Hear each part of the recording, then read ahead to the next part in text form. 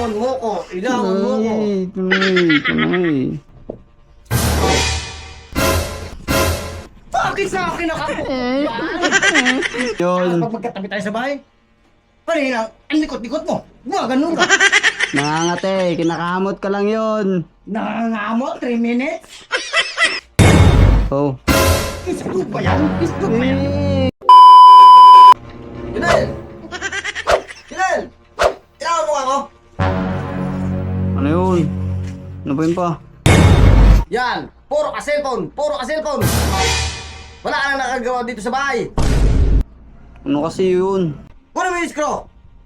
Screw? Kunin mo! Screw? Nakita mo yung screw? Screw. Hindi mo nakita yung screw? Wala ka rin alam eh. Ikaw ko naman yung bunso namin. Dapat ikinutusan ni Papa eh. Screw? Screw. Oh. Isto ba yan? Isto ba yan? Isto ba yan? Hindi ko nga alam yung screw eh.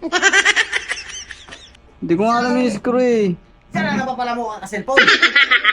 Ano kasi yun? Hindi ba ito yung screw? Wala ka nang natutunan! Hindi ko nga kasi alam yung screw. Paano maging screw yan? Iba script yan! Ano ba yung style ng screw? Mahaba! Mahaba? Wait lang. Nakita mo yung mahaba? Mahaba. Ha, ito yun. Mahaba. Oh.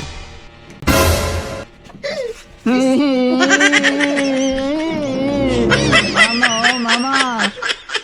Yan! Ano ang tura mo? Puro ka kasi cellphone! Mama, papa mo.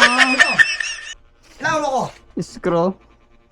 Ilawan mo ko! Ilawan mo ko! Tunay.